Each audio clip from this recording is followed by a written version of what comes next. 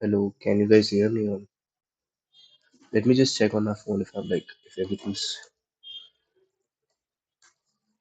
Let me just open FaceTime so that you guys can actually see me pretty well. I don't know what's gonna happen, but still, my first time trying to stream. Let me check on my phone. What's happening?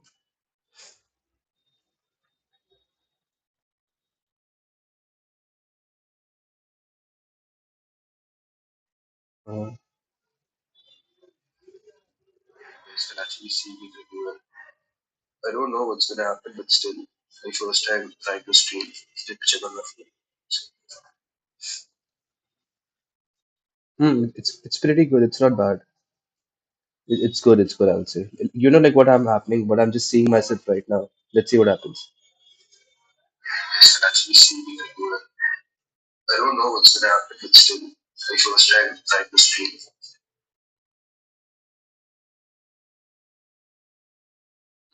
It's pretty good. It's not bad. It's good. It's good. I would say. You know, like what I'm happening, but I'm just seeing myself right now. Let's see what happens. Yes, can actually see me pretty well. It's fine. It's fine. It's fine. Let me just check it one more time so like I can speak in a much more clearer way. Okay, everything's fine here, guys. I know this is a very noob setup. I've just opened FaceTime just for the sake that you can actually see me, and that was the whole motto or the sole reason of me trying to actually come up and talk to you guys. That was the first thing. I know this mic also sucks a bit, so let me just check if like I can do it with this mic, or you guys want it to be you, or else like I don't really have any audience per se. Like I have zero chat rate, zero views, zero counts, and I know no one's gonna come for sure. So that is one of the very default that I'm just taking. Like I'm just assuming no one's gonna come, so no issues with that. Just like let it be. Who cares? That's the first thing. What's happening is I'm also recording this stuff and I'm also streaming this stuff. So I'm just gonna delete the recording after the streaming. So mostly that's gonna happen here. Let's see what happens. So we are gonna have New Year's this year. uh, and I'm already 20. I know you guys don't know me. And before, like speaking anything or like saying anything, before, I just wanted to, tell you guys that this is just for the sake of my fun or my chill. I know no one's gonna watch this, or even in future, maybe like if I become like a big YouTuber or some like a streamer who just comes and share thoughts, and or maybe this could act as like a good video to you all.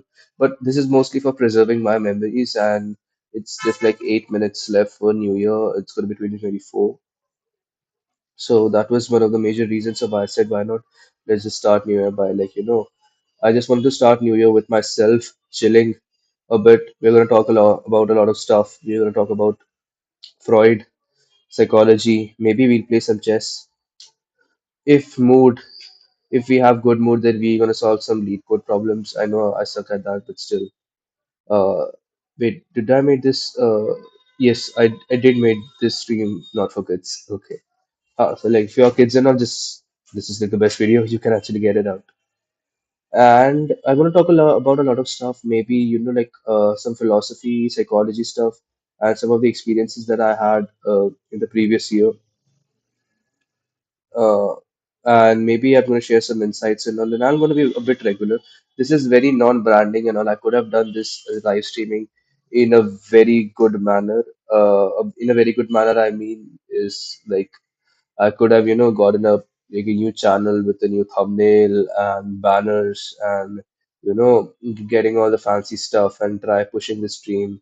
Created an Instagram account for it. I could have also put an Insta live on this and I've joined it from another because I could have done like a million things to this. But still I thought like I know I'm not doing it seriously. I'm not gonna do it like the other YouTubers like from every week Wednesday 9 p.m. we're gonna like do live streaming. I would love to do that if like if I am in like a bit more stable position. Maybe I'll do it if like there's like some viewers and all who are like actually listening to me rather than me just ranting up coming up here. We could do that as well. It's gonna like we'll do it till my laptop battery goes down. It's for how much is this? It's 39% now, so we'll do it also till like it dies out and all. So let's see how long we go on. Also. I have a bit of cold and also cough. So my parents gonna be a bit mad because I'm just speaking a lot. They don't really want me to speak much. So because I have cough and all. See, that's what I'm telling. But still, like I genuinely wanted to, come up and stream. It's been like how many years? I was in seventh or eighth grade. 2016, I streamed last time on YouTube from my another account. I used to stream games and all, and I used to use Bandicam back then. I remember I had a 2 GB laptop, a 2 GB RAM laptop, Samsung notebook. It's like a laptop. I bought it when I was in 2012. My father got it when I was in just grade four. And he got me, and what I did with that laptop was when I was just four, I was how many years? 9 years old back then. I just played a lot of games in that. Like I used to play a lot of games. I stretched that laptop to an extent that I even played GTA 5 on it, and I'd reduced the graphics, 2 GB RAM without no graphic card, Windows 7. It had 2 GB RAM and 256 GB of storage. Intel Pentium R, it used to happen. And then there I used to see stream games and all on YouTube. Back then in 2016, there were very less streamers and all. I feel like there were hardly any streamers, like mainstream streamers, hardly in India, I'll say. But I was doing it, but still, I was just doing it for the sake of fun. I was doing it during my summer time. Back then, I used to run a blog on aliens because I was very fascinated just by the idea of aliens. Still, I am very fascinated, and I used to play a lot of games. Every day, I used to go. If I'm not going to play, where I used to go to play, I'll tell you about how I used to play and all. But every day, if I'm like, I used to wake up. I used to back then. My father had this Geo SIM. So what was happening in that Geo SIM was they used to get unlimited 4 GB data, unlimited data, and also 4 GB data he used to get back then in Geo's time. And that 4 GB data in 2016 was a hell lot. You can do a lot of YouTube and all, a lot of stuff. So whenever my father used to come to our house, whenever he was like there in the house, I always used to turn on that hotspot, and I always used to like play games, download games from torrent and all. I was doing a lot of torrenting and a lot of different stuff back then. So it's like it feels a bit nostalgic of coming live on YouTube again after like 8 years now, and it feels like 8 years been like so long time. It was like, but still it feels like it was just yesterday. Like no one can tell. Like, and I guess this is like the major essence of life, that everything that you enjoy and everything that happens to you, it just feels like yesterday. Also, a matter of fact that I've been at home since like for the past 5 months. Like I'm a college student, but my college gave me, what do we say, 5 months of holidays, which is a bit absurd, but still it's good for me. I really liked it. And I'm here in my house since like for the last 5 months, and it just feels like it just feels like August. Like I was August, and August 1 came. I'm shifting my luggage. I went to Bangalore, and then I took a flight from there, and I just came here. So it's like pretty magical, I would say. Like everything just feels like yesterday. Moving on to that, it's just like how much time. Okay. Your weekly report, you average 15 hours, 7 minutes of screen time per day. Damn, bro. Like I'm just like 9 hours of sleeping, and other than that, I'm just on screen. This is very unreal of like a monkey like me, just getting up and just seeing my laptop and just doing nothing valuable, financially valuable, I would say. Like everything's valuable. So it's 58. In 2 minutes, we're gonna hit New Year's. After getting New Year's, we're just gonna go and watch some Freud. We're gonna read some books or letters between Freud and Carl Jung. And Carl Jung and Freud, these are like two psychologists that I really like and really admire. And Freud basically talks about libido and sex and all that stuff. So what he does tells us like everything related to our life is being derived by libido. I can't say sex a lot of times because I'm at my home, and like people's gonna like my parents gonna screw me up if I'm gonna use that word aloud. So I'm gonna use libido in place of that. Libido is not equivalent to sex, but I guess many people, most of the people are gonna you know, get what I'm trying to say. Either the way, not many people. I guess no one, hardly. I don't know, after like two or three people. Let me just see how many people are there. And I know no one's there. Views is one, and that one view is from my laptop screen only, my phone stuff only. So it's like just one view I have. No worries, like you start now. Like that's the first thing. 0 to 1 is the most important. Then from 1 to 100 to 1,000, you can go like you can do endless stuff with that. So also before like New Year's, I'm just gonna go and wish my mother. I'm just gonna go and wish my mother. Okay, guys, just give me 1 minute. I'm just gonna come back pretty soon. Happy New Year, mama.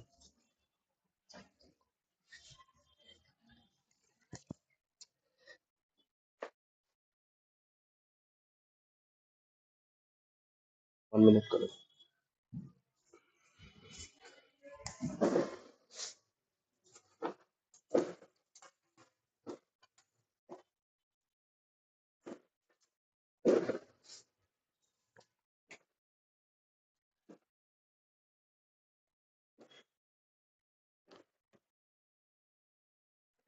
Yes, I am back. So let me just open my Zoom, and after opening Zoom, I'll share my screen. And after sharing my screen, now you guys can also see me inside of that small block.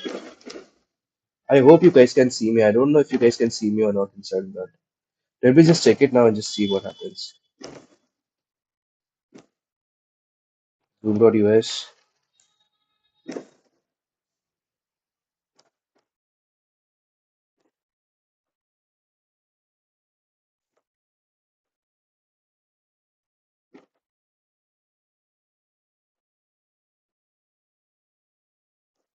I really like those people, every time I'll just tell you. I really like those people, it's New Year's now, who just come up and just, like just say, Ki, Happy New Year to you, Happy New Year, Happy New Year, Happy New Year. They have so much enthusiasm in life in general, I feel.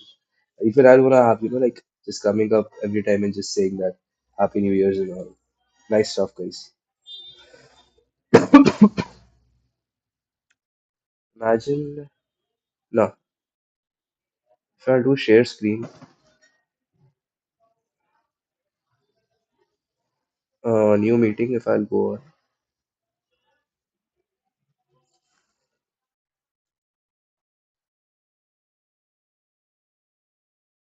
Let me just close this up because like both of them are literally the same stuff. Is it not echoing? I hope it's not echoing. If I'll just mute it up from here so that it doesn't echo. Let me just check one more time.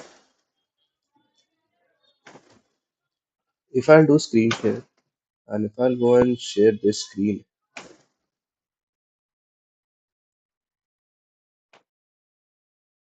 stop sharing just for a moment. If I'll go,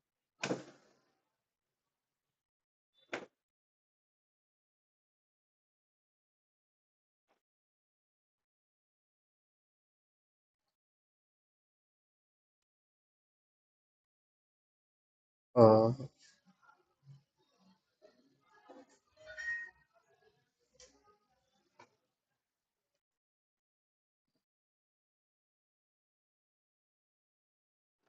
if I'll go here and share, okay, I can see myself. Oh, damn, this is very good. Nice work, Zoom. This is very good stuff.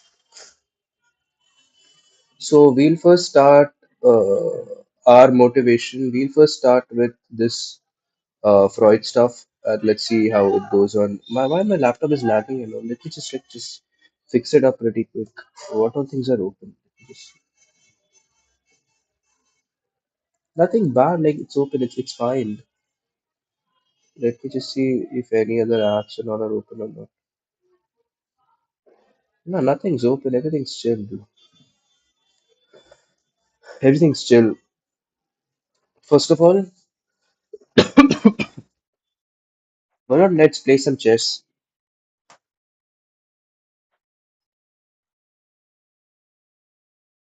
Uh,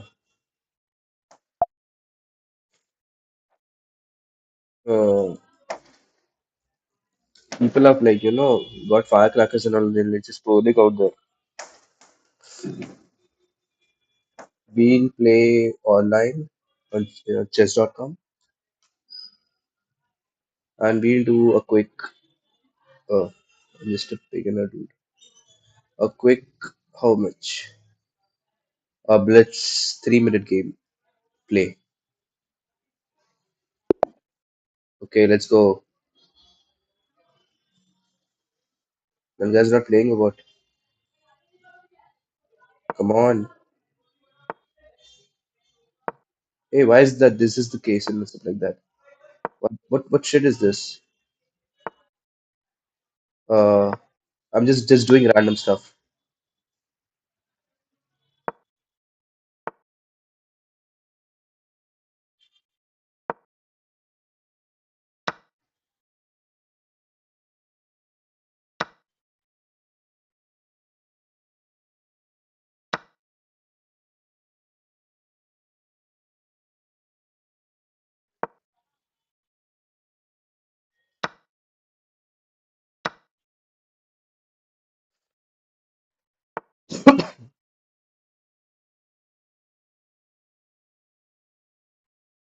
Hey, this is my turn now. Why the shit is not moving?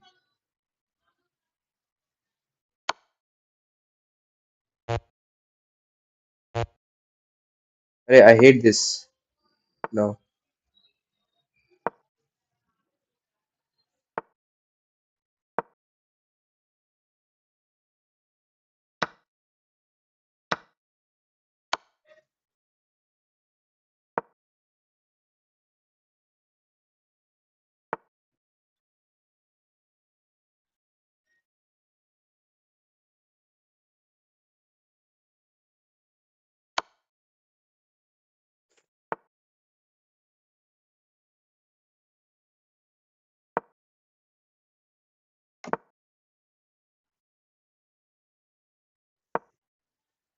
Oh shit. I did a blunder. I knew.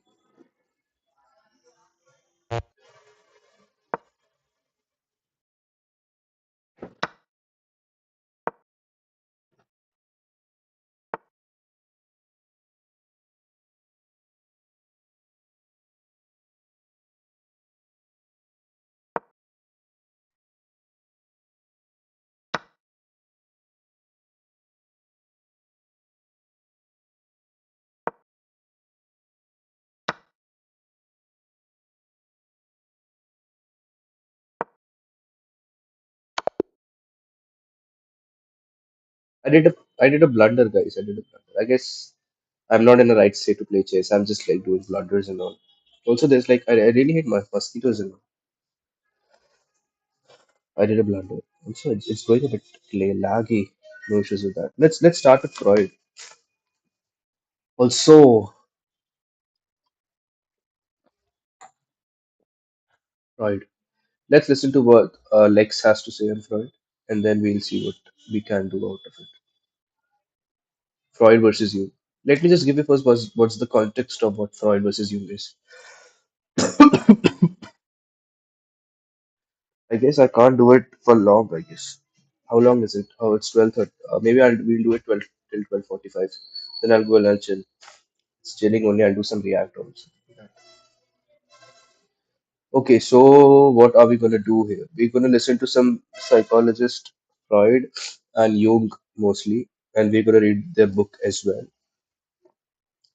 And if our mode is there, then we can do some lead code together. Okay, which is very unlikely. So let's start.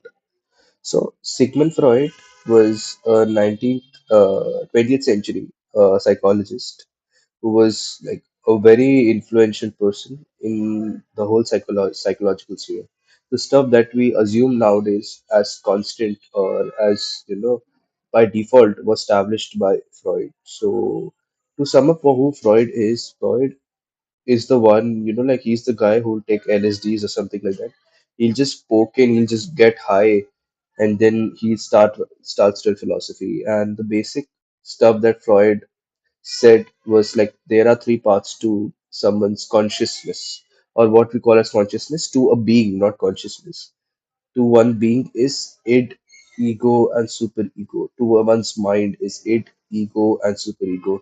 It's a bit difficult to explain what id, ego, and superego is. We'll go through that as well after that, and then we'll dive deep into Freud. So, also during that time, Freud was the one who said that humans are basically, animals which are constrained by the society laws and society's norms. If we were to reign free, the like all human think of is to just reproduce at max, at its full of its extent.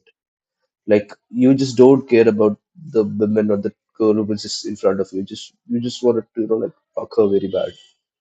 That's what Freud said, and that's what animals do in general, bro. Like mice and these rats and all just like have a lot of like like intercourse and all. And what happens after that? They just die normally. So that's what is the true and the core nature of human beings is, both for male and female, I guess. I guess not. It's there. And Jung was one of the disciples of Freud. And then Jung said that it's not just about this libido and this intercourse and this reproduction and all that stuff. It's more to that. It couldn't be like the whole human psyche has been driven by just one factor. And Carl Jung, it's very difficult to read. I haven't read Jung much. I've listened to Freud. I've read it a bit. It's not like I know I'm like a pro or I'm some psychology student from Columbia, from Stanford or UPenn, Harvard or something like that.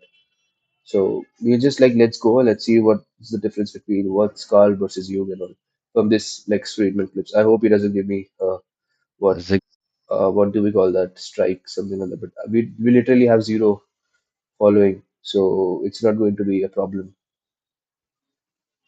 Sigmund Freud. What do you make of the ideas that he had? So you mentioned taking the unconscious, the subconscious seriously. That's like step one. Like that there could be worlds we do not have direct access for, and we probe at them through conversation or is that too simplistic to call psychoanalysis conversation? That's not too simplistic, but that's right. And I think that was valuable. Where Freud ended up breaking from some of his contemporaries, he was very focused on this unconscious as being so tightly linked to libido, and really See, he from his perspective, you couldn't really separate the operation of the unconscious mind from these aspects, the libidinous aspects, and that was one What's reason. libidinous aspect? Like sex plus. Sexually related, drives. Carl Jung, who was his, contemporary, that's one factor that led to them separating was, Carl Jung felt there was a lot more to the unconscious than this libidinous aspect of it, and he saw it as a much more complete alternate representation of the conscious self, one that maybe reflected a whole range of different motivations and desires, and to properly treat it, one had to consider all of them rather than the ones Yeah, that so Freud was focused Carl on. Jung thank you. Thank you for the high level of images that Sergey is pulling up. For people who are just listening, he pulled up a as a quote from Sigmund Freud. It's a meme. Your mom quote, Freud. So the shadow, the Carl Jung shadow, encompasses everything, not just the desire to have sex with your mother or sex. Period. That That's right. was. That's right. If you look at those two folks en masse, I mean, there's a kind of it's almost like a technique for philosophical exploration of human mind, human motivations.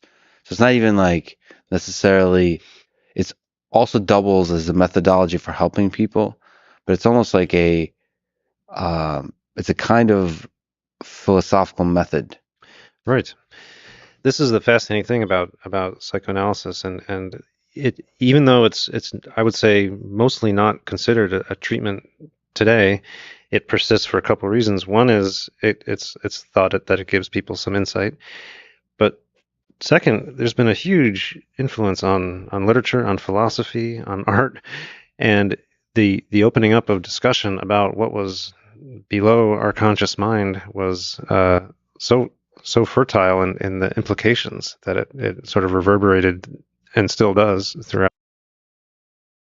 also during this whole stuff, this gentleman said uh, about Carl Jung about the whole concept of shadow image, and that shadow not just have that libidinous or the libido aspect or the intercourse aspect, but it also has other aspects of you.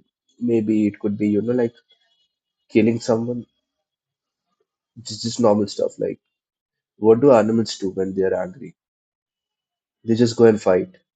And most of the times, their fight is like one of them is winning, and the other one just runs off. And if that guy is pretty pissed off, or it's like that intercourse time, and during that fight, if like someone's like very mad and it's like just pure anger. So the animal, what usually he does is he just kills the other animal or the other dog or the other cat, whatever the case may be. So that has also been considered inside of that shadow aspect.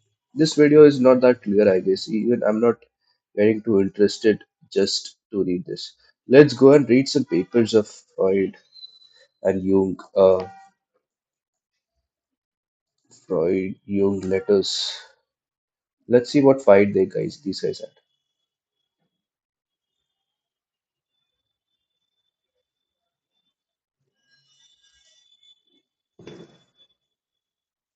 PDF.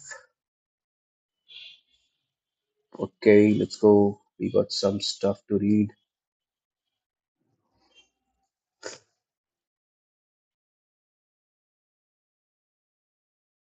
The Jungs in Vienna, Salzburg, Kongress, Freud in England, and Zurich. Okay. Even I had a book on Freud. I never read it. I bought it for myself, but I didn't read it.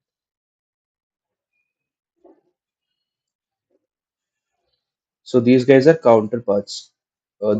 First started together and then became counterparts of each other. You got it now? Wait, why isn't it ending? Or it became up like, okay, acknowledgements are coming. I don't know how, but how many pages left? Like, okay, nice. We have pen and all. Maybe you can use it, but I just don't know what's the point of using pen. So is anyone reading our live stream? Like, I don't know why, but I'm still there. Like, seriously, I'm still there. I'm just still telling myself that, oh, nice, see, damn, how good our stuff is going on. I don't know, who cares? Also, damn, dude, look at his handwriting. Professor Dr. Freud. I guess you wrote this one, but I can't understand shit from this. I don't know who wrote this. Freud, 11th April of 16. Okay, so Freud wrote this to Jung. Many thanks for sending me your diagnostic association studies which is my patience I already acquired, which in my impatience I already acquired. Okay, of course, the latest paper, psychoanalysis, and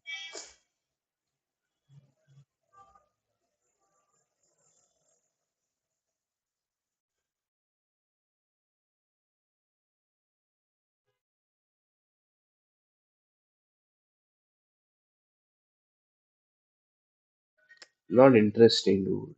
It's not that good. These papers and all that stuff.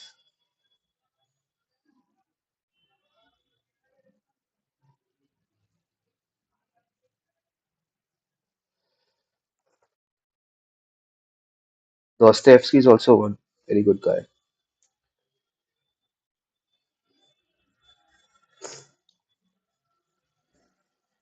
Hmm,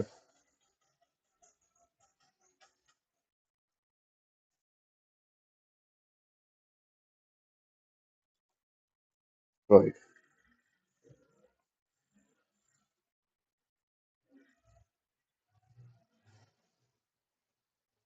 Let's go with this. Michael Sergey.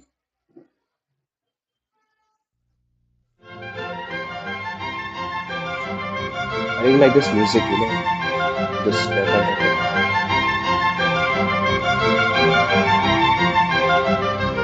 Oh,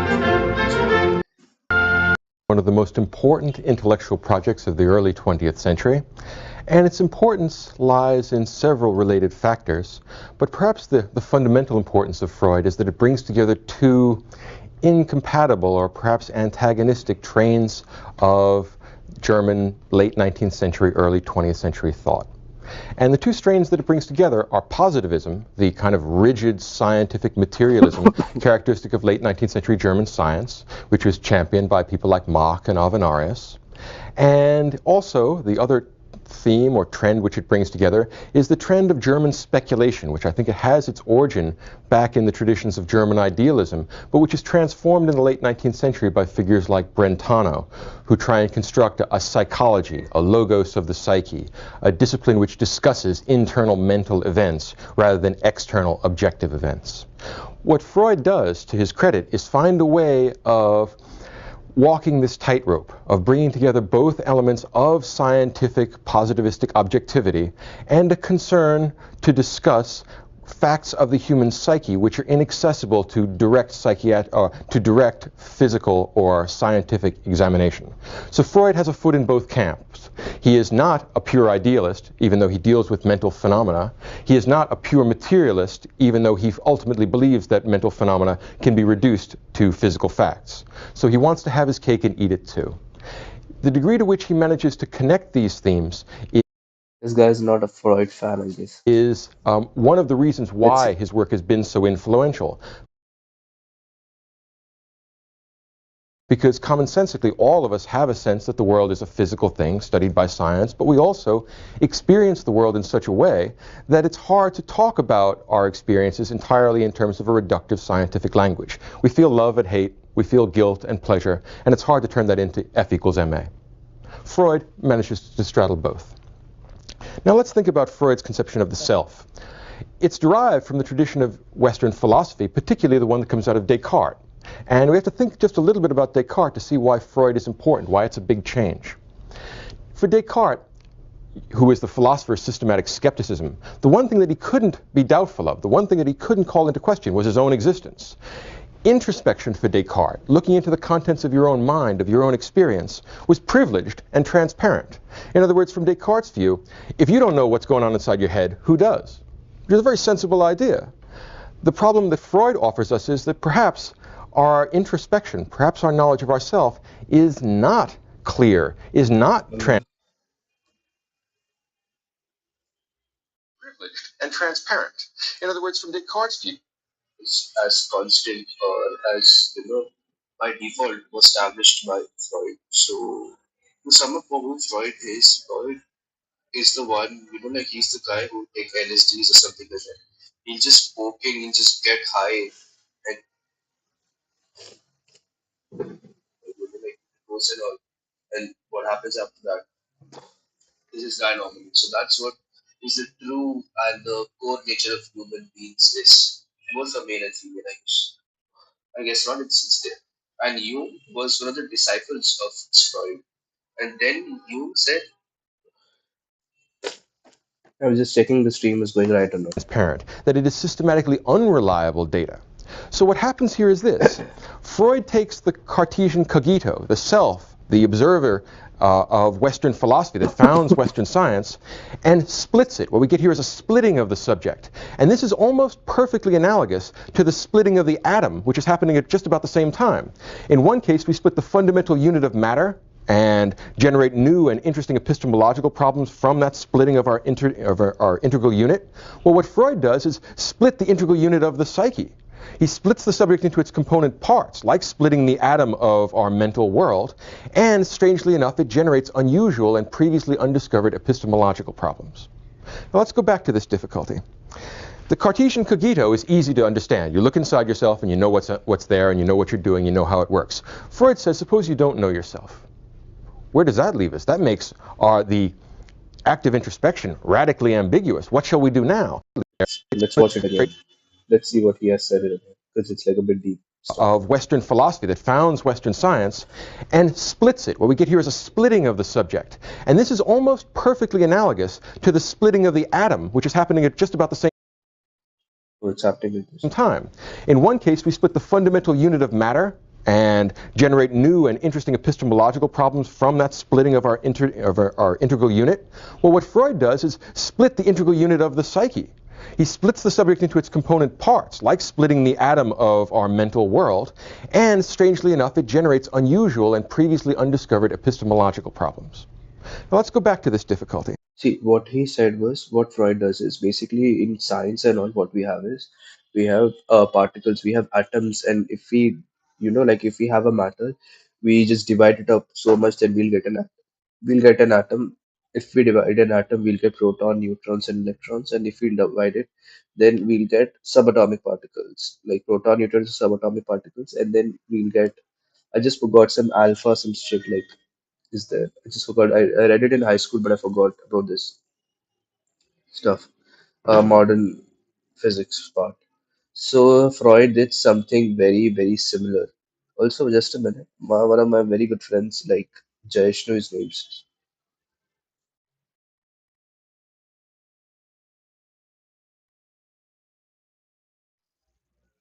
His name is. Let me do one thing. Let me just share the little stream of the name.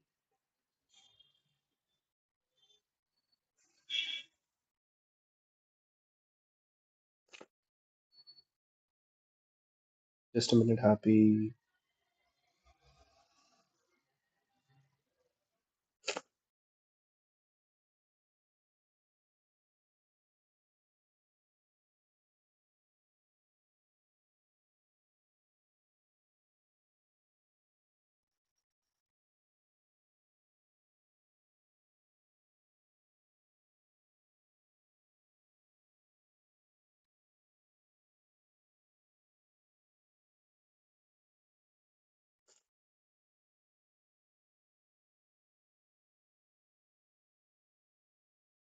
Dude, I just don't know people just saying Happy New Year's and all this that stuff. The reason behind all of this is Happy New Year's and all, dude. You just not even talking to yourself and just like doing Happy New Year's and all of stuff. And it could be a good thing, could be a bad thing.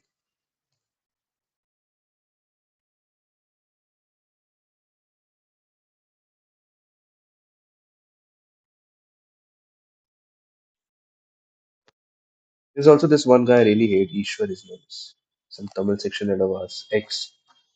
He's such an ass. Let's leave him.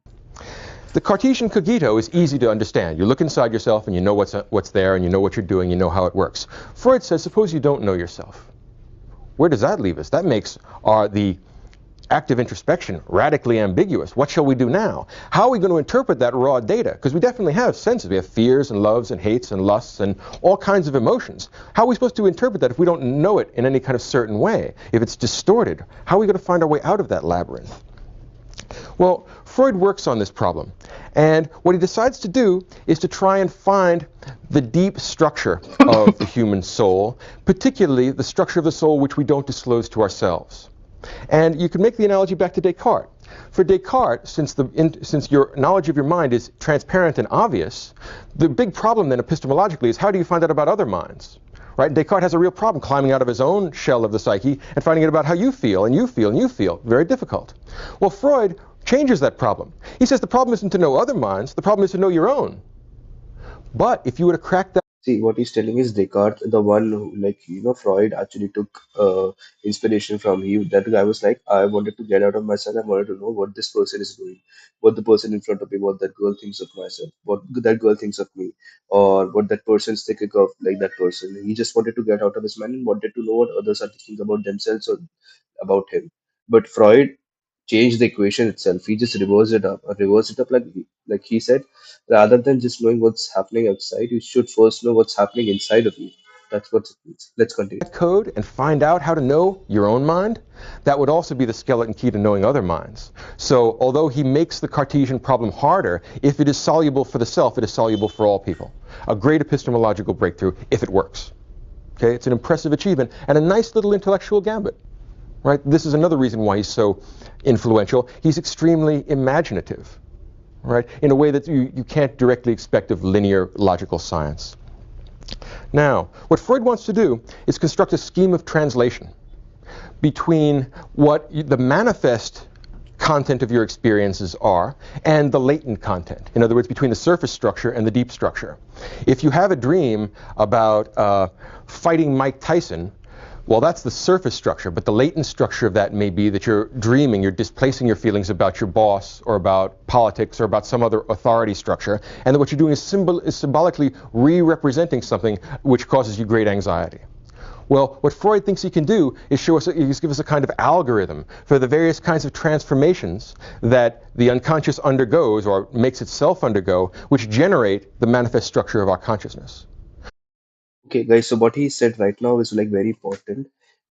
Imagine you wanted to fight. He took an example of a person wanted to fight Mike Tyson, and he just had a thought and he just wants to fight Mike Tyson. He wants to, see what happens is. And one of the underlying reasons of him, his wish to fight Mike Tyson could be, it would be like, he's very annoyed with his boss, or he's really annoyed with his father, maybe.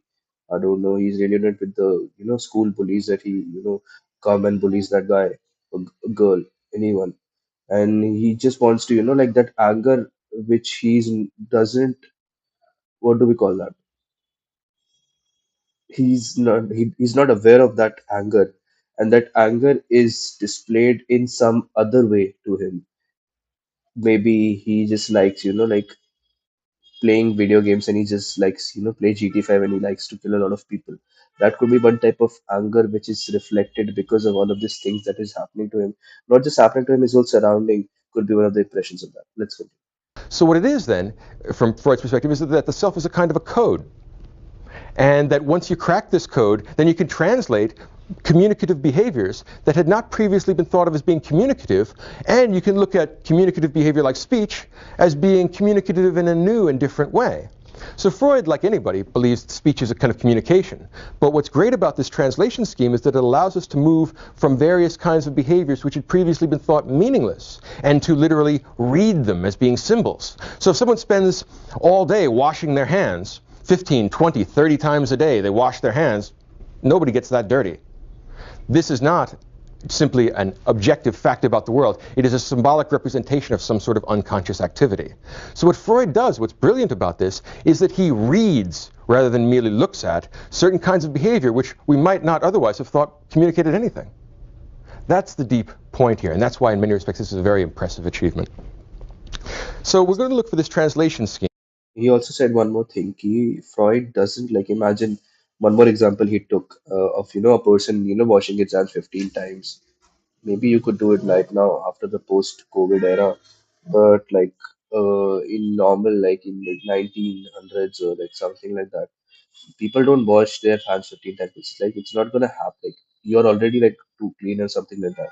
So washing your hands just for the sake of being clean doesn't mean that you really wanted to wash your hands. It could be some of the other psychological phenomena, psychological imbalance or something or the other thing. Not imbalance. Imbalance is like a very harsh word for this. Something or the else is like going inside of your mind and you don't know how to deal with it, and maybe you know how to deal with it, and it's just like because of that you're just trying to wash your hands a lot. Or maybe have you seen those people?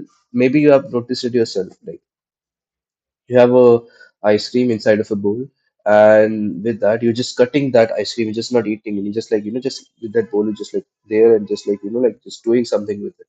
And this could be one of the reasons like something is going in your mind, and you are in that physical state, but still you're not aware of what's happening in that physical space. Not truly aware. I'm not saying like imagine like some storm or something coming in front of it and you won't notice it.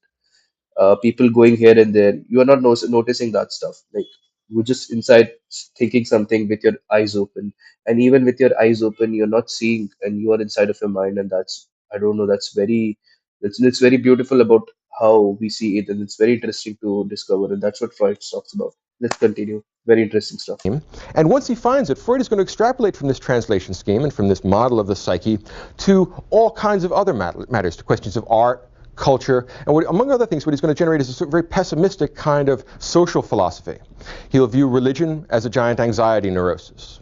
He'll view the human ego or the human self as not being Rousseauian and nice when you get born, exactly the opposite. He'll treat the individual human ego as completely driven by the pleasure principle until the reality principle intervenes. We are tyrannical machines for absorbing pleasure when we get born. We only get civilized and made social by the process of bumping into reality. So it's an anti-Rousseauian, anti-optimistic, rather pessimistic view of the human condition. Civilization causes us discontent, but God knows we wouldn't want to live without it. Then we would be pure monsters of desire. All right? So Freud connects this conception of the self with the conception of society. The connection between self and society, extrapolation from one to the other, is at least as old as Plato. All right? So you can't ignore the fact that there's a social philosophy connected with this that is in many respects not just an epiphenomenon, but an important element of it. Now let's look at the development of Freud's work itself. Freud was a brilliant student, always an outstanding scholar in school, and he studied both under positivists like Helmholtz and Brücke, but also under Franz Brentano after he got his PhD, or after he got his medical degree. And Brentano was very important. He's not usually read anymore. He's kind of a secondary figure in the history of philosophy, but why he's important as a teacher.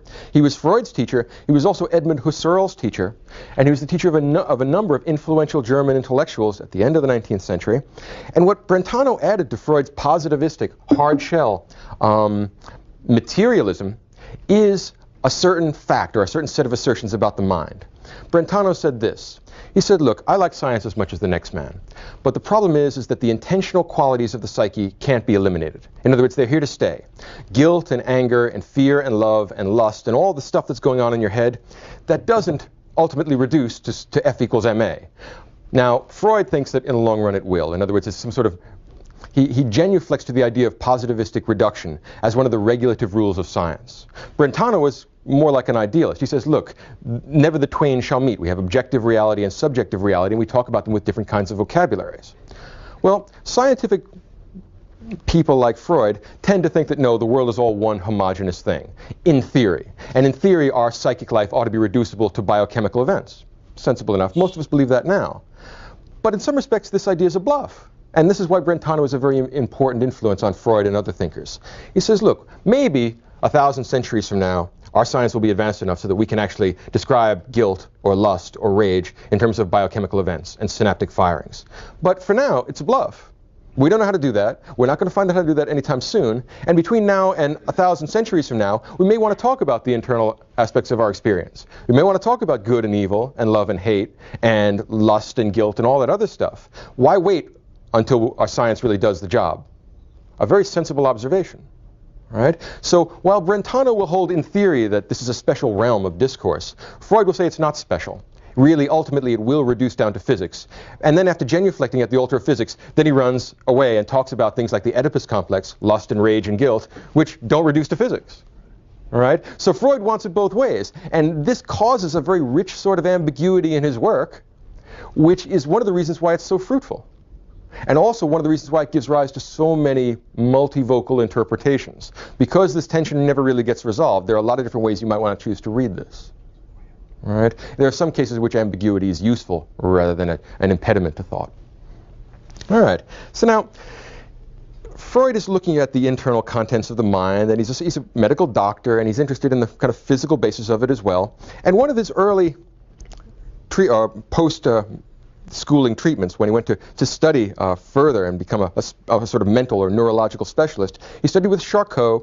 He studied with Before going to this, what he said was Freud is basically like a very of a scientific person. He's like a very scholar kind of person who thinks that all of the things that happens to us could be boiled down to uh,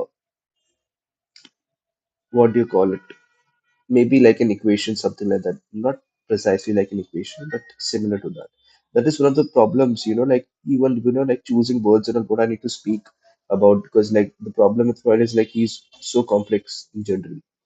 So he's like he's like maybe we could be able to figure out why we have anger, lust, love, and hatred, greed, envy, all of that stuff, and why do we have that? And maybe there could be some time in future where we could actually like have mathematical equations, complex mathematical equations, and biological like biological processes which are precisely defining all of that stuff.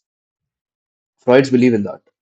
And on the other hand, he thinks but the problem with him is he's just talking about this love, lust, and this anger and all, which are not very like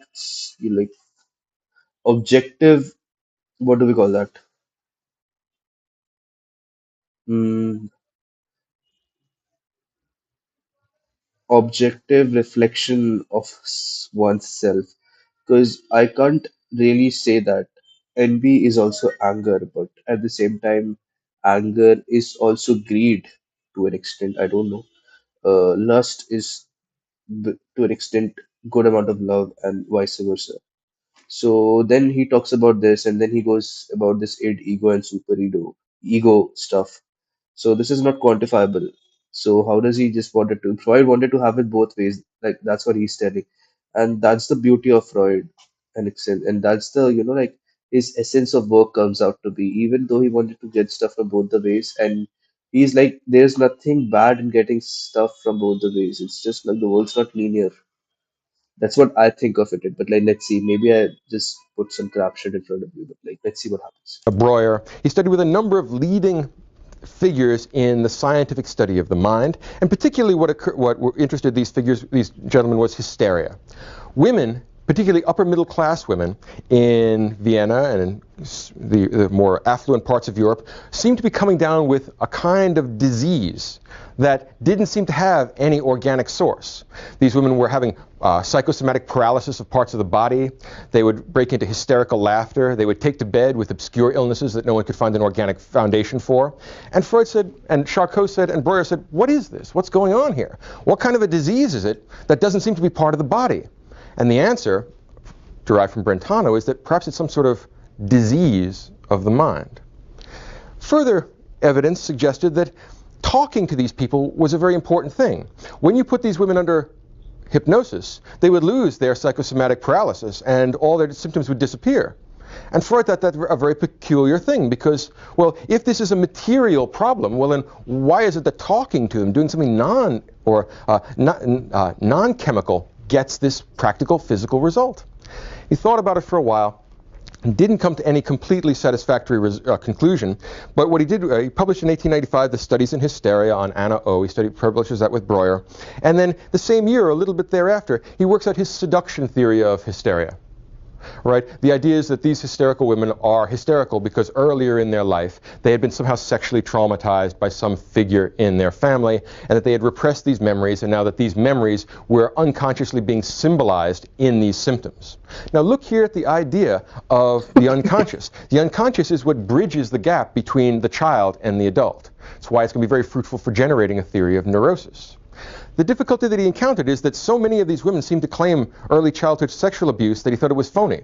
After thinking about it, he said, this is probably a fantasy on their part. Probably this didn't happen. Now, there's been recently quite a bit of controversy about this. And I won't enter into this controversy because of the fact that I don't think it's a Guys, you said something very crazy. During 1890s or 1880s or this early 1900s of part, prosperous regions of in Europe like Vienna, Salzburg, uh, Gothenburg, these all German, Austrian, Hungarian places, and Warsaw, all of these, like a bit, rich places, London, Paris, Madrid, all of these places, Rome, all of these places, he just noticed one thing was key women, upper class women whose like husbands are like well off or are like fathers or parents are well off, like they are in the rich, they are considered as rich in Europe, not Indian rich. It's like rich in Europe kind of stuff. So what was happening with them is they started getting hysterical, they started getting mad or something like this. Like some of them were like just started behaving in an absurd way. Other people were like they started laughing, they started crying, they started, like jumping. Shit started happening with women. And Freud wrote a paper, a research paper on that. And and this guy, Michael Sergey, channel, this guy just now tells us, like, Freud tells us, like, one of the very reasons of this hysterical nature of women could be, one of the very hysterical natures of these women could be the fact of that they were being abused in their childhood, sexually abused in their childhood, and because of that sexual abuse that they actually had in their childhood, it is reflecting on their psyche, not as just like they're just getting memories out of it. Maybe they could have been getting memories, or like it's just getting out of that memory, we always say that whenever you just see something and you just forget, but it's not like you forget that. It just kind of stores somewhere inside of your mind, and it's like I'm just seeing I'm just seeing this right now, and maybe like after like 25 years or so, I'll forget like what kind of headsets I had, like these earbuds and all I had. So maybe I would have forgotten, but still my mind, and I've interacted with this in like quite a good amount of time. Like I've been using this for the like past 6 months or so. So I have experience with this stuff. So this stuff is inside of my head. It's just like I don't remember it, but that doesn't really mean it's not inside of my head. Or it could be, I could be totally wrong with that as well. So it's like basically, like just telling out what I feel out of it. So don't take it pretty seriously. What I'm just trying to tell you, this is what I understood, and this is what I'm trying to express out of it. That's what I mean. So coming back to it. So Freud says it's like maybe this could be one of the reasons the sexual abuse that they had in their childhood could be, reflecting upon them. Maybe it's just coming out in some of their psyches, or maybe they had some recent interaction with that person who did this to them, or like a quadrillion reasons could be there. They saw a movie, their husband did the same kind of action in the bed that was done to them when they were child, or maybe all of a sudden it just comes out of it because of their mood swings and all. This could be one reason, or the other reason, which is totally absurd to just listen. It's like Freud tells that they fantasize this sexual abuse that actually had with them. The women are actually fantasizing this because deep down inside they have a fantasy of getting, melted, raped, this stuff. They don't want to have it, but deep down inside, at its core, they believe that they really wanted to have. And this is the level of absurdity that Freud brings on the table. And the problem here is that he has his good reasons to actually validate all of this stuff. If you go and read his papers, and if here a person knows German or Hungarian or something like that language of Eastern European bloc languages, then you can actually read the true papers of Freud, like the true nature of Freud, because this stuff is then translated to English, and then these guys are telling it in their words, and there's like uh, loss of meaning in this multiple layers of like trans like transportation of knowledge that Freud had, or transportation of his words, or transportation of his book. So if you'll go and read those, I don't know, maybe now when GPT and generative AI we can get the true sense of it. Maybe we can do it tomorrow, and now also we can do it if you're gonna open any book or page out of this. Maybe we'll do it tomorrow. So because like there's like a good amount of finding his paper and doing that stuff. But that really is like so absurd to think it about the fact that women are actually, like they have that fantasy of they wanted to get raped. This is so absurd, and I don't know, just like also like if you were to actually see some of the videos of Dr. Peterson, Jordan Peterson, and he said in one of his lectures that's available on YouTube. And he said that he read a book, A Billion Wicked Thoughts. It was written by Google data scientists, and they tell that while seeing at pornographic websites, and they actually analyzed the top searches that they had and the top number of videos that got a lot of views, and categorizing it uh, top number of views by females, not males. I'm just telling about females. And one of the top tiers were like Wolverine, uh, a doctor, or some person like a alpha masculine kind of person, and that women are having intercourse with him, like sex with him. So this is like what this kind of stuff that women have shown by data. It's not what I'm saying, it's data. You can actually go and see Peterson. Don't diss me. Either the way, like no one's seeing this video itself, or like there's no way like I'm gonna get this and all, but like still nothing serious on that part. So that's what like, and that whole Beauty and the Beast stuff, and that whole, even very recently that movie Animal came up, and many people are like, this is so misogynistic, anti-feminine, feminist, we're just jumping on Twitter and like just like boycott this and that, YouTubers and all. But to an extent, that movie kind of represents what the truth is, and I don't know, like many like consult psychologists, or like like counseling people, stuff like that will tell you, no, this is, we don't really want it to have an ideal society. But That is what it truly is at deep down inside of it. So let's continue with this video. Knowable proposition. These women that Freud talked to, were they or were they not really sexually abused? Frankly, I don't know. The evidence we have is just inconclusive. It is possible to read it either way. Or, more likely, some of them probably were telling the truth, some of them probably weren't, and we don't have one logical decision procedure which allows us to find out who's who. So you have to kind of take it as it comes and do the best you can with it. See, also he just not tells us like it's like the data we they had, it's inconclusive. It does so like you can't say it's pretty false. You can't directly say that Freud was wrong. That is the beauty of Freud, and also you can't come, like you can't reduce it to the truth as well. So it's about one who reads Freud's a lot and have read a lot of psychologists and who's very deep into this can give you much more insight. And I've talked to a lot of people. An ideal person commenting on such a stuff could be, according to me, uh, he took psychology as his coursework, did his like grand master's PhD in psychology, read a lot of authors, Kafka, Dostoevsky, everyone, read psychology, read philosophy. He's like a very good reader, read like tons and tons of books, papers, research papers, everything else. He's like he has talked to a lot of people, a lot of experiences happened with himself, and he knows a lot of people who've been doing that. He's like a practitioner kind of person who has real data, real experiences. 78, 75-year old guy can comment on this and he can give a lot of good insights on that. That's what I feel. Let's continue with the video. This is going to be one of the characteristic difficulties with Freudianism, right? It's more a hermeneutic, a principle of interpretation, than it is a science. And the difficulty that emerges is that principles of interpretation offer a realm of possible interpretations. So what Freud does is vacillates for a while about the origins of hysteria, and then comes up with the idea that it's not a question of seduction, rather it's the projection of these women's unconscious sexual fantasies. All right, and that's the difficulty. There's some sort of blockage in this sexual energy. Also, you'll notice when you read Freud, I mean, while I'm on the topic of energy, is that he makes use of many hydraulic metaphors. I would emphasize that these are metaphors. In other words, psychic energy, all right, is not energy in the sense that light is energy or electricity is energy. Right? It's a metaphorical sort of an energy. It's a mental energy. So be careful when we're being metaphorical about this. Do not literalize the metaphors. Many of the mistaken biological readings of Freud come from literalizing these metaphors.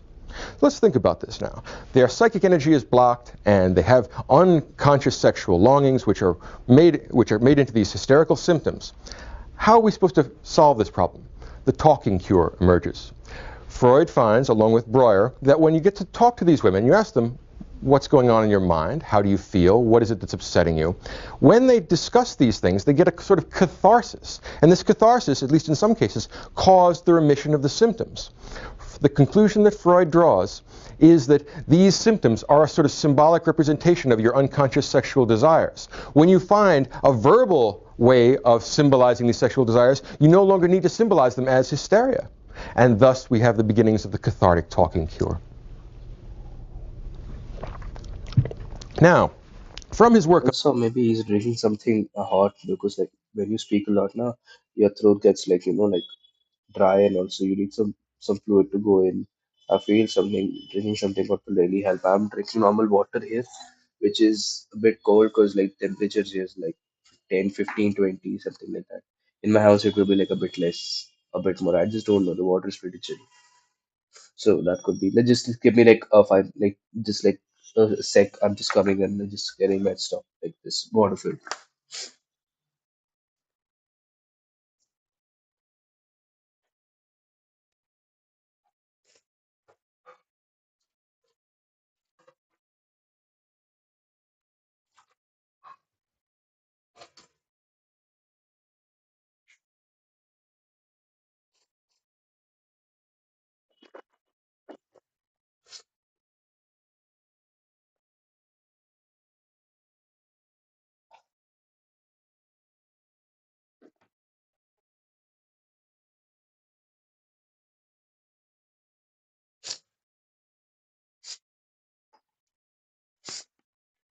Oh, hi Anish, Happy New Year.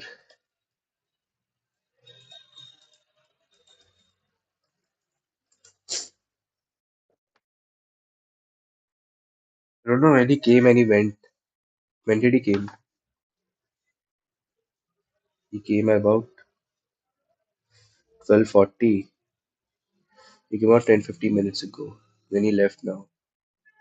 So concurrent views are zero. So I could have opened the chat up here, but no issues with that. Let's listen. Let's just rewind it a bit. That when you get to talk to these women, you ask them, what's going on in your mind? How do you feel? What is it that's upsetting you? When they discuss these things, they get a sort of catharsis. And this catharsis, at least in some cases, caused the remission of the symptoms. The conclusion that Freud draws is that these symptoms are a sort of symbolic representation of your unconscious sexual desires. When you find a verbal way of symbolizing these sexual desires, you no longer need to symbolize them as hysteria. And thus we have the beginnings of the cathartic talking cure. This is a bit complex. Even I had a bit of problem understanding this, but what he meant was like if like these women who were getting hysterical can talk verbally about this sexual problems, then the whole hysteria is not there. Hysteria is not there. Now, from his work on hysteria and his work on the talking cure, he starts another big phase in his life when his father dies in 96. Freud then begins his own, what he calls self-analysis, which is a very important thing because introspection is ultimately going to be the foundation of every psychology. Even though many psychologists would like not to say so, they are all ultimately founded on their experiences of themselves. What else could it be founded upon? And this begs some questions that I'll bring up later with regard to how one goes about analyzing oneself. Right, and there are some very fishy intellectual moves involved in being the only one for whom the unconscious is transparent. But I'll bracket that for now and come back to the end. Let's assume that he does, as it actually historically happens, analyze himself, come up with an idea of what his real motives are and what everyone's motives are. From here he begins his work on dreams. And this is one of the great achievements. His book, The Interpretation of Dreams, written in one burst of tremendous energy in 1899. And what he does is argue this. Bro, I have that book, The Interpretation of Dreams by Freud. That book is literally this thick. It's an English stuff, maybe it could be a bit long, but he wrote it in just one shot, burst of one shot. Too, like that guy is like really dope. He says that dreams are the royal road to the unconscious. It is in dreams where we project our otherwise censored feelings. So dreams are a way of expressing our unconscious wishes, and these wishes are almost always sexual in nature. Right, so it's wish fulfillment. Now in children, dreams are real straightforward. They dream about a mountain of candy. Why? Because they would like a mountain of candy. It's real easy to figure out how children's dreams work. Wish fulfillment. With adults, when the superego gets added to your psyche so that you begin to feel ashamed or uncomfortable or guilty about your sexual longings, these things are transposed or displaced or symbolically reformulated. So what happens is that during waking hours, the censor in our mind, the superego, doesn't allow these uncomfortable thoughts in. Say thoughts, Oedipal thoughts about killing your father and having sex with your mother or your siblings, or something that would be a great transgression. Well, your waking mind won't allow you to acknowledge the fact that you have these longings. But when the superego goes to sleep, it's possible for these things to get expressed in your dreams, in your sleeping life. And what this does is remove some of the pressure from the mechanisms of repression, which might become overloaded in working life. In other words, there's a sort of economy of the psyche.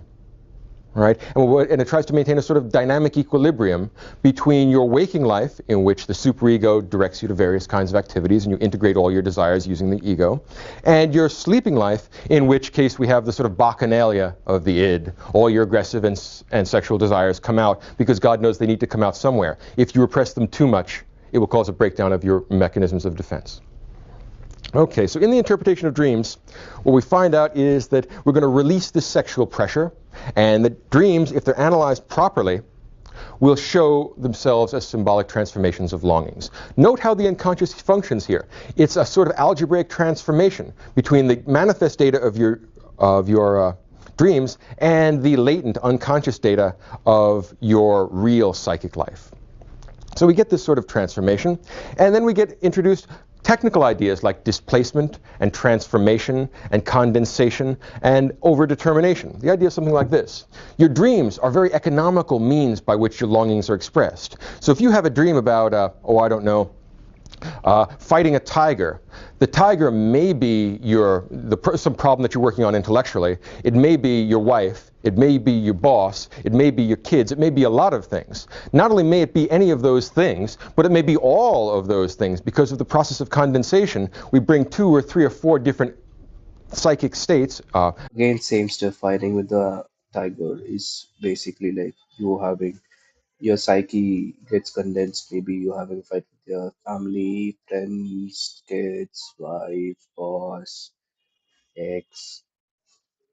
I just don't know what, but like condensation of all of them. Unacceptable longings into one symbolic structure. All right? This is called condensation, and it's connected with the idea of overdetermination. All right? Your dreams are overdetermined. They have more than one cause. It's a plurality of causes here.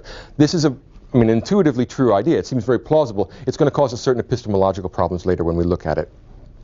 Now, from dreams and the idea that dreams are a reflection of the unconscious, we managed to get a connection then between hysteria and dreams, two things that most people would never have thought to connect.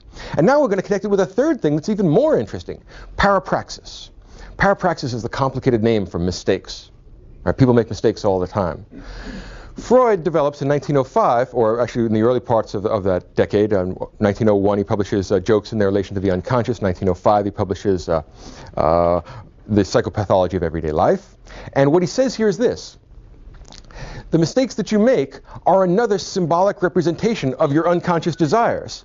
So when you forget someone's name, it's not that that's an accident on your part. It's not your memory just failing arbitrarily. That is a meaningful activity. And he reads that as being your dislike of the person whose name you have forgotten. You don't want to admit that you don't like them, so you just forget them and say, oh my, oh me, I don't remember that person's name. Freud thinks it's fishy. Or if you say, suppose I were to call Dr. Freud Dr. Fraud, accidentally, if there were a slip of the tongue. Well, Freud would say, no, that is not a mistake of your palate. That is a mistake of your psyche. Right? And you're really saying something about what you think this intellectual activity is. There are no mere mistakes.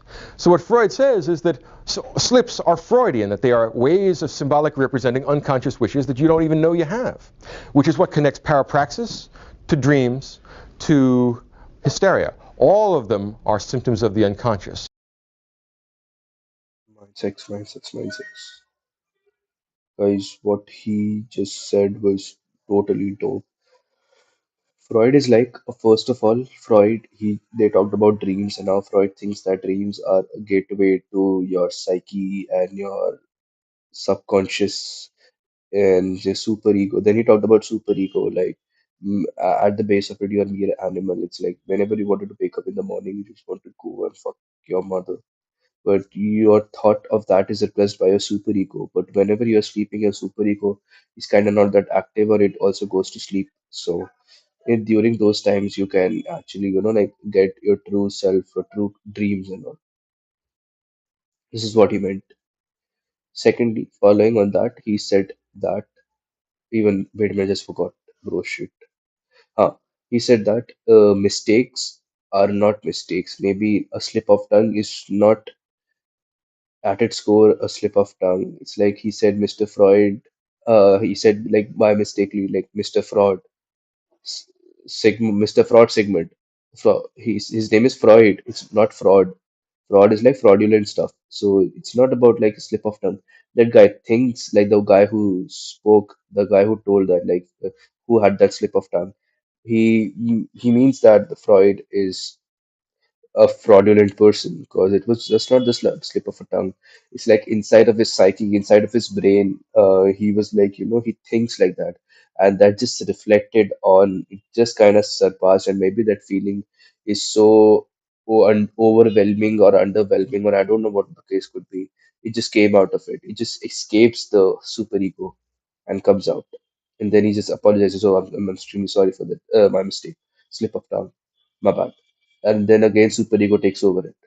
And that's how it happens. So basically, during sleep now, see, superego is not that active, or it's just completely not there. So it just restrains you. It's just, like just remove your barriers and all. So that is like the stuff that Freud said. Like it just remove the all the barriers and all that you have. That's how you see yourself. That's how you free yourself. So everyone who is living in a civilization or a group of people, even the nomads and even us, everyone, is constrained by the superego, which by the moment we are born is indulged to us. In, like whenever kids are like, they just don't go to this place, don't touch this person here, or it's like, don't speak like that to this person, you have to speak politely to this person, you don't have to speak to this person, and this, that, like a billion stuff has been told to like a 3-year-old toddler, uh, 3 year or 4 year old, like toddlers and all, and then they just understood and they just try to process the world in that sense of what they have been told. So that's how, like this stuff is there, and then they just grew up, and all of the things that they actually now learns are now build upon all of the stuff that they were told when they were like toddlers or even like very small. And like just like I have seen parents just bombarding words in front of their like small like 5 year old month kid, and just like 2 days old year old, everyone does that, it's pretty normal. Like, hi, your name is this, that, your name is XYZ. So it's all super ego. It's just builds upon, and it's always there. And a person who was born in a civilized world could never escape out of this super ego.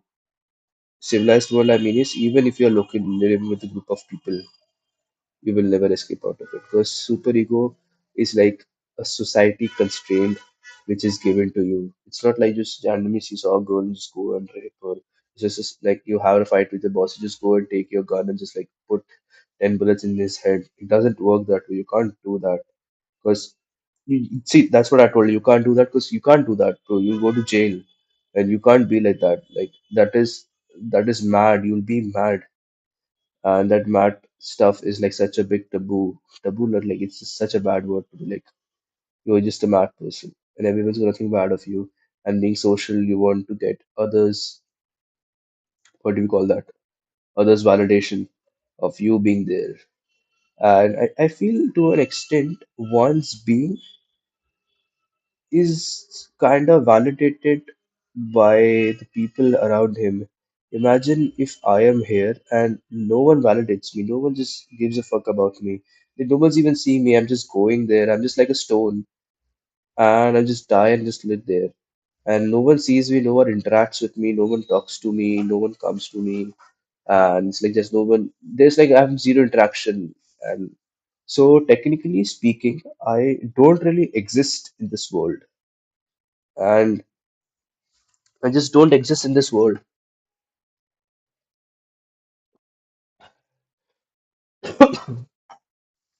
Similar to that, super ego to me, that's what like it's just like the thought that just now came into my mind is one of the things which, and like just before going there, now imagine no one gives a fuck about you, no one sees you, you're just like a stone. It's similar to like a Doraemon episode where the Doraemon gives a stone cap to Nobita, and Nobita is like a real person, but no one can see him, talk to him. He's just like an invisible, and he wasn't able to get that cap off because that cap it's very tight and all, and he started crying, and at the end he just takes off the cap and he's very happy. So this super ego gives so like your living, your presence, your just state of conscious, not consciousness. Consciousness is something very like I don't know. That word is even that word at its core is very difficult to actually see, like difficult to understand. So you are living because the people around you validate that you are living. So that's what it means to be living. I can see this phone because I can see this phone. The reason is that this phone exists. See, this is so philosophical. I validate that this phone is here. If I say I don't see this phone and I just don't know what's there in my table other than my laptop or this earbuds case. So at least to me, this thing doesn't exist. And if other people also believe that that's for them that doesn't exist, so your physical being is only being rectified or only being acknowledged when people around you say that you are there. And when people or the surroundings have such a deep impact to you, or deep, like it's like literally they decide if you live or not, and then pleasing them, going with the, what do you say that, going with the norms, going with everything else is one of your basic survival characteristic that you actually get it. I feel when a child just born out of it, it doesn't really have, what you say that, a huge amount of super ego. Wait a minute. But I do feel people will think me I'm like bad or what, I'm just like speaking to myself at 9 p.m.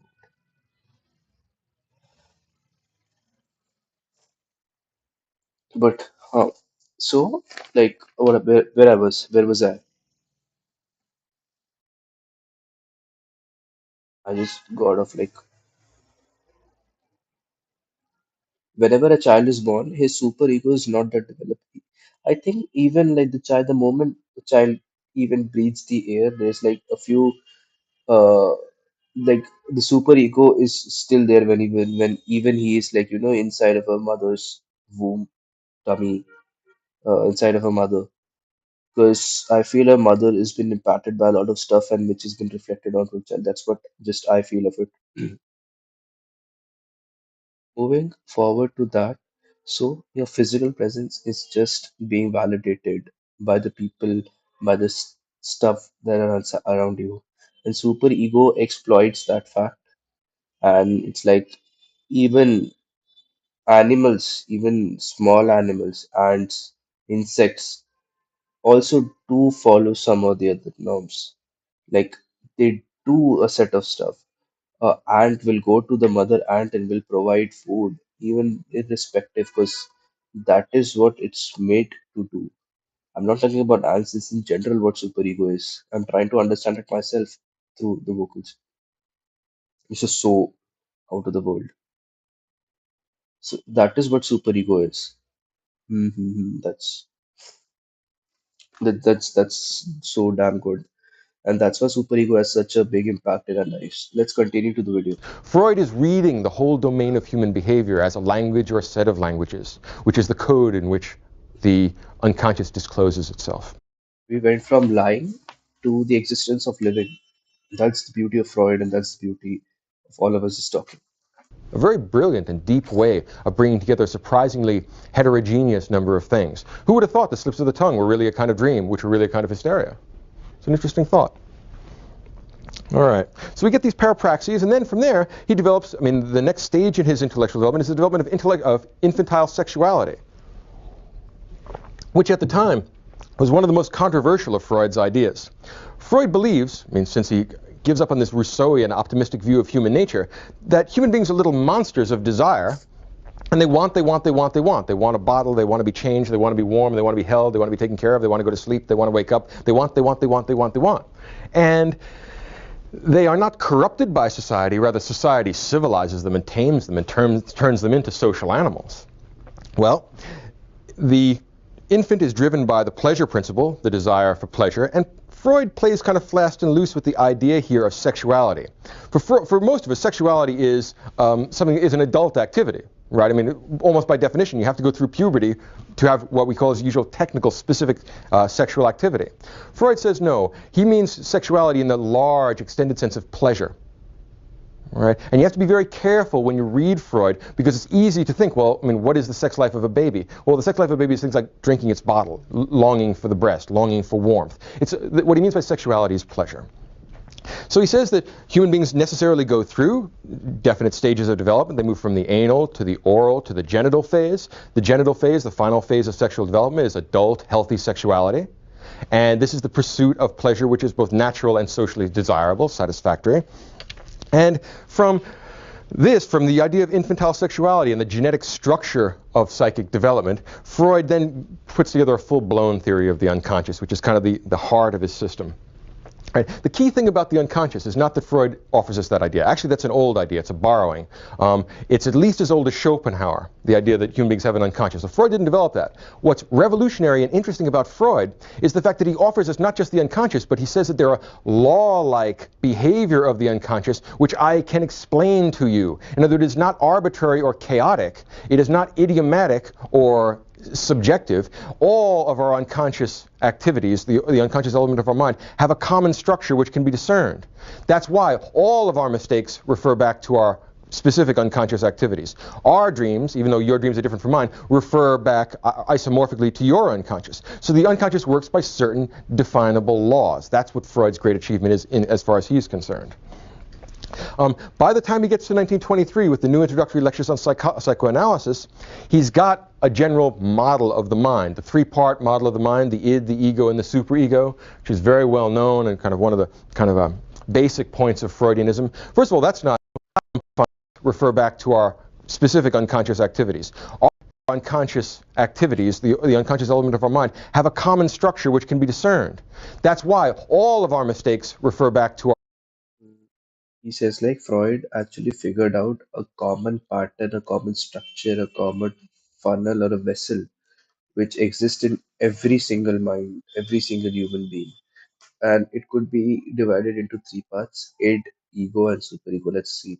specific unconscious activities. Our dreams, even though your dreams are different from mine, refer back isomorphically. And this id, ego, superego are the reasons of all of your, psychological or any activity that you do is responded to these three. And these three have the same structure in all of the human beings. To your unconscious. So the unconscious works by certain definable laws. That's what Freud's great achievement is as far as he's concerned. It's like he's saying unconscious works by laws, or it's like by default our brain is set to, work in a constitutional way, a rigid way, something which is like fashion, what do you call that? Like a dictator kind of stuff, that you have to do this just for the sake of that you can get validation from the others, which validates your being. By the time he gets to 1923 with the new introductory lectures on psychoanalysis, he's got a general model of the mind, the three-part model of the mind, the id, the ego, and the superego, which is very well known and kind of one of the basic points of Freudianism. First of all, that's not new either, right? Just think of Plato's idea of gold, silver, and bronze, right? They isomorphically connect very nicely. Think of the old Christian idea of God, man, and the devil. They're really isomorphically the same thing, and they all take up about the same amount of space, right? What they are is symbolic ways of representing different psychic attitudes, right? One is the first two are the product of pre-scientific societies. Freud is the product of 19th and early 20th century Germany, but what it really is a reformulation of the same basic ideas. We have drives towards sociality and towards what we might call moral behavior, which is the superego, or God, or the gold in Plato. And we have drives towards sex and death, which is the id in Freud, but it's also the devil in Christianity, and it's also the bronze in Platonism. All amount to the same thing. All are structures of the soul. Well, Freud gives us this three-part model, and then he goes on to discuss defense mechanisms later in the 20s, because when the ego confronts the world, it wants to operate on the pleasure principle. It wants to gratify its intrinsic natural desires, but it keeps on running up into barriers and impediments to that. You cannot have sex with everybody you want. I mean, just do the math. It's just not going to work. You can't have all the food in the world. You cannot have all the drink in the world. Even though you might want an infinite amount of pleasure, it's not possible. When we encounter the reality principle and our desires are frustrated, we generate defense mechanisms, right? And so Freud actually gives us the details of the various algorithms by which we distort our consciousness through these defense mechanisms, right? So what we get here is a big form that Freud alleges is true for all psyches in the way in which they interact with the world. They're kind of oscillation between the pleasure principle and the reality principle. Now, towards the end of his life, Freud begins to put together a kind of pessimistic social and political thought, which is the extrapolation of some of these ideas of the individual and the inevitable frustrations that society offers us. First off, one of the most important ideas is in 1927, The Future of an Illusion. The argument that Freud makes is that the monotheism of Judaism and Christianity and Islam is, in fact, really an infantile neurosis. It's an inflated desire for a permanent, universal daddy. God is the big sky daddy that supervises everything and runs everything. He's omnipotent and omniscient, and he's just a wonderful guy, just the way you thought your daddy was when you were one. Now, the difficulty is that individual human beings stop being one eventually, and they no longer think that their daddy is omnipotent or omniscient, and they no longer think he's the best daddy in the world. They no longer think he's the only daddy in the world, and they realize he's just like you. He's a daddy, but I mean, the way of all flesh. It's all really the same. Well, what Freud says is that we project our unconscious longings for love, moral security, moral order.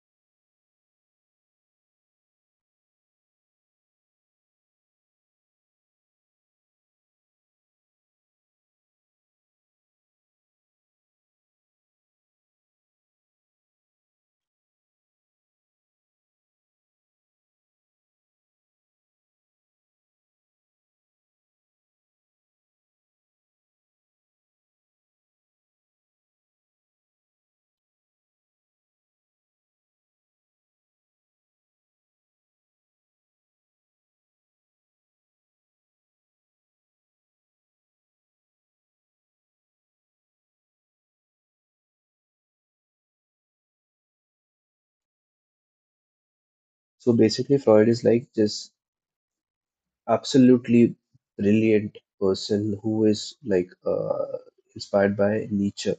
Maybe tomorrow we'll be listening to Nietzsche, and I'm doing this these what these live streams because in college I can't do this because of like I'll have my roommates and all have work, studies, and all that stuff, all that shit, which I don't really like that much.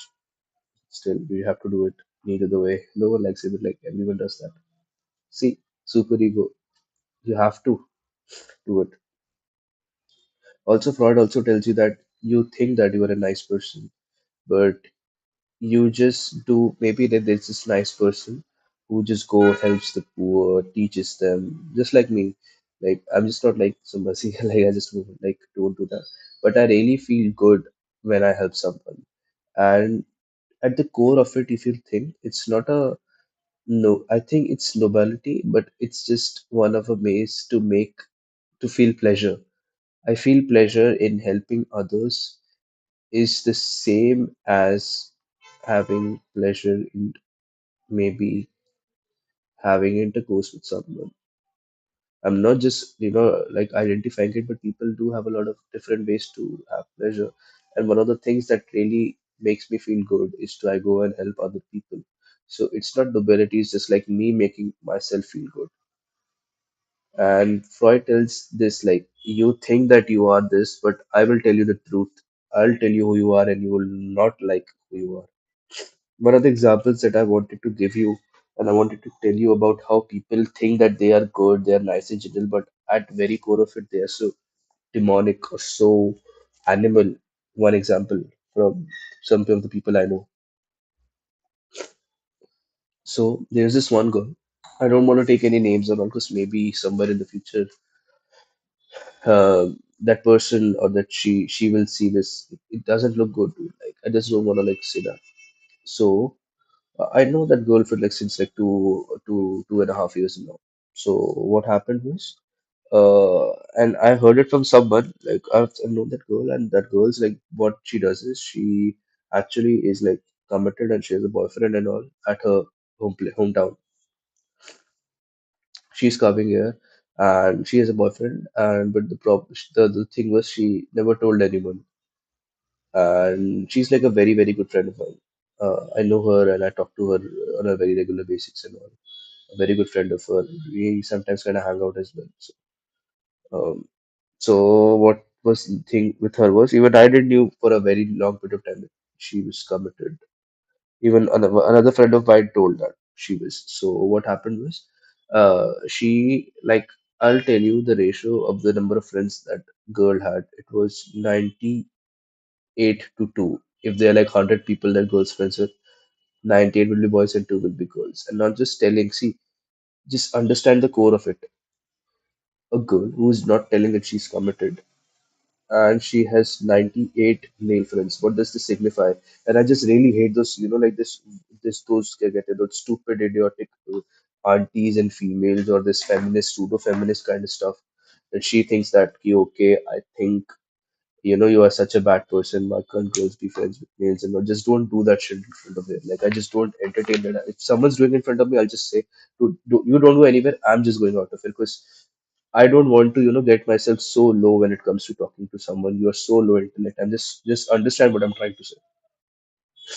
If anyone thinks of this, like, just if you want to leave, you can also leave. But I'll highly suggest you to stay because we'll just reduce some good stuff out of it. So that girl is like, I just don't tell anyone, and I have 90. I just know she has like 98 male friends and she's two female friends. It's like taking a data set of 100 individuals, and out of the 98 individuals are male, 20-year-old males, and two of them are females. So this is how the stuff is. And she's not telling, but she has a boyfriend and all. And after a long while, she tells me that she has a boyfriend, which was even a shock kind of to me because we were kind of hanging out. And the problem with the girl was she was very friendly. She's like, "Oh, come on, and I'll hug you. I'll just hold hands with you," some shit like that. And then we'll go for a coffee. Then we go and we'll have that sweet, and we'll have that cake. We'll have that coffee. And she was like that, and that is not very common, at least for a guy like me to experience it. Not just me, like any guy. Like if like maybe like there's some model kind of person who experiences a lot. Of course, he's like very physically attractive. And if you were to see like this girl who's doing the same with 98 of the other guys, which she's friends with by choice, not by force and all, and she's doing the same stuff with them. She didn't told that she had a boyfriend, and after a long time that she told me, and the reason she gave us that she didn't wanted to spoil the friendship she had because of the fact that she was committed. And if you were to actually listen to this whole scene, that is so very unmoral at its very core. It is like you're just flirting, Hannah flirting with every guy and all, just coming, going on like some coffee dates and some shit like that. And then you're not telling and just telling, no, no, I'm single. And then the reason of you telling not single is you don't want to spoil the friendship. Bro, that is so bad at its core. And that's like at your true core, you are just a cheater on what that guy is, what that poor guy is. I don't know about the guy's personality. I've never met him. I've never known him. I don't even know his face, his name, nothing. I don't even know if he exists or not. If he's just telling the truth, and I just don't know shit. And people say like, just got screwed by someone else, and that's cheating, bro. This is like proper amount of cheating that guy is actually having, and that imagine that guy is believing in that girl is like, no, okay, because I don't think so. If any other, like, any other guy whose girls is just randomly hanging out with 98 of the other people. 98 maybe is an exaggerated figure from me. It could be 15, it could be 20. And bro, like, it's like, dude, what shit is this? Like, and at core of it, she's like a very mean woman who uses kind of boys for pleasure. That is the basic definition that I would give to that girl. This is one of the real examples of it. I don't know. Maybe I'm very wrong about it. Maybe she's right about it. Who knows? Who cares? This is what I think, and this is what it's in my reality. Maybe some stuff could happen in the future, and I could alter my saying. And if it happens, I'll definitely share. Let's name this girl Rita. Rita. No reason. Her real name's not Rita. Rita is just some like it just came into my mind. Like the reason of it came into my mind was when I was doing an internship at Hashtag. And there used to be these people who used to approach us on DMs and all if you want to get listings, if you want to get KOLs and all. And there was this one girl, Rita, who approached me for KOLs. Then she added me to a Telegram group and then she did a lot of stuff. And I just remembered her name because she had a very different profile picture on Discord. See, her name came out all of a sudden. I've never seen her just see her animated picture. It was not even her real picture. But still. Okay. Also, guys, I think it's like I've done a lot of it's like I told you guys that we'll stop at 12:45, but it's like literally 45 minutes more. A laptop's about to die at 10%, so I guess we'll stop it for here. Our motive was not to watch this whole video. Our motive was to discuss what Freud is. We played a bit of chess. I told you about some of the shit that happened. But it was New Year special, so we started New Year special with reality, and that's the best part, I guess. It really happened. Also, two of my friends joined, two of my roommates joined this meet. I was really grateful to them. If they are listening to this, The three of other people who I was roommates with. I just want to tell you, I'm very grateful that we had such a wonderful year. We spent near about 1.5 or 2 years together in a room, four of us, excellent experiences. And after a while, things started to screw up because of misunderstanding. Some of the spice for people who are just watching the stream and I don't have any context for you guys, just enjoy. This is like, let me just stop the sharing. So the people who we are done with the fraud stuff. Now I'm just telling some ranting some stuff that happened this year. A lot of good stuff happened this year, but I think so. Like people say, no, let's just talk about good stuff. It's like just like, dude, what's the meaning of just talking about good stuff? And you, there's no meaning in talking about bad stuff also. But still, let's talk about something which has a much more value, even a much more masala, much more substance inside of it. So everything was going very well, but what happened was my roommates still like stopped liking me. Two of them, like I don't know, but like one of them more predominantly stopped liking me, and he never liked me, and he was just pretending that he liked me. And it really, this is the hysterical part of like you just pretending that you really like someone, but you know that you don't like someone, but still you just have to be with someone because of that super ego and shit that we actually explode right now. So that guy was just with me, and then what happened was that guy thinks that I am trying on his best friend, which is a girl, uh, which is truly false. I don't give two shits about like both of them. I really give a shit like about that girl. Really, I also don't give a shit about that guy also, like my roommate one. But like he was like a very close friend for me. He's still now close to me. I still consider him as a close friend, but he doesn't consider me. So it kind of really, like hurts me. As we experienced earlier as well. Your existence is being validated by the people you are around with.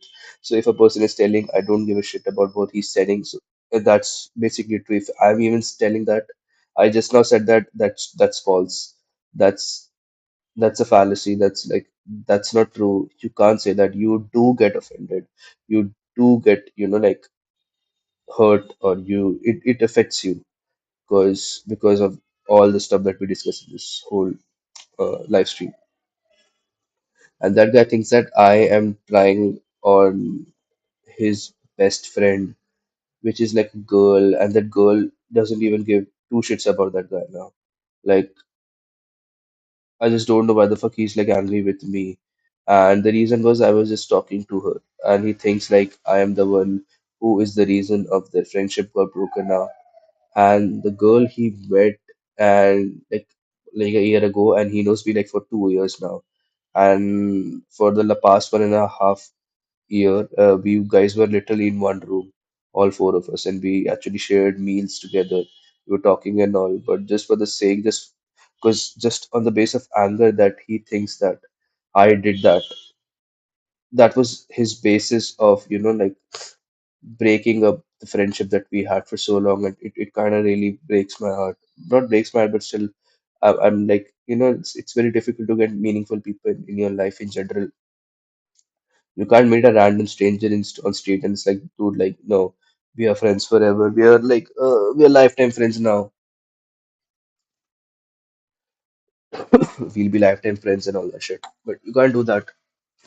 It needs time. As like a relationship, even friendship needs time, bro. Like it needs time to brew and all. So that's what like I've just spent like 3 years with a person who really hated me like for 2 years, and then he definitely hates me now, and even I can see it after like 3 years.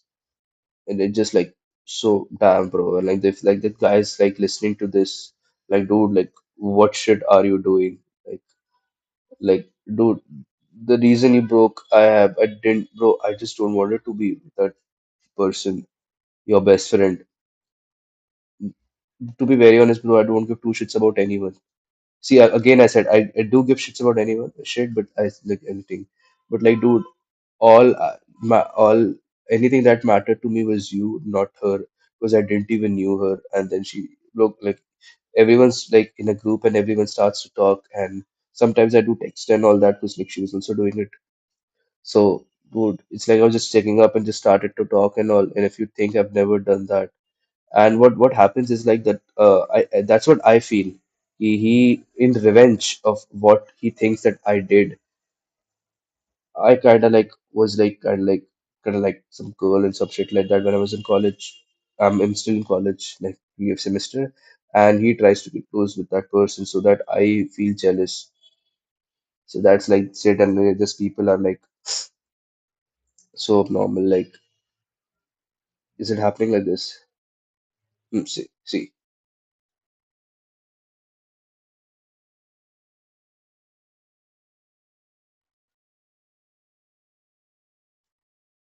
So like that this shit happens and all. I don't know.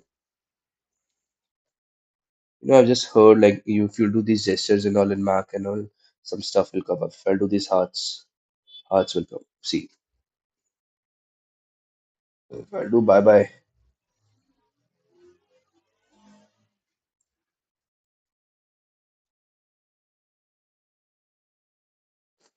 no bye bye will come. And this will come. So this is like dude, like humans are so complex and they think this happened, that shit happened, and that's how your like year-long friendships, like 3 years, 4 year long friendships in college gets destroyed, and it's very hard breaking.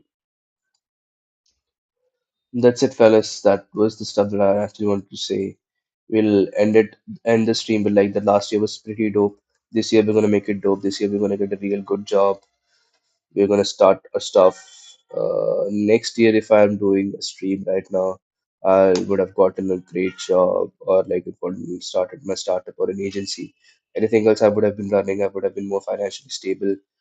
You could have seen me grown more and see that's what happened, and hope we do more these kind of streams. It was good. I enjoyed my part of it. Like the time, it's like we started at 11:45, some 11:50, and it's like 1:36. It's like good 9:40, 1:50, good 1.5, like 1.5, almost 2 hours. Like it's good, it's good. So guys, I'll see you. Bye bye. Take care. Heart from Kush Bizaj. End stream.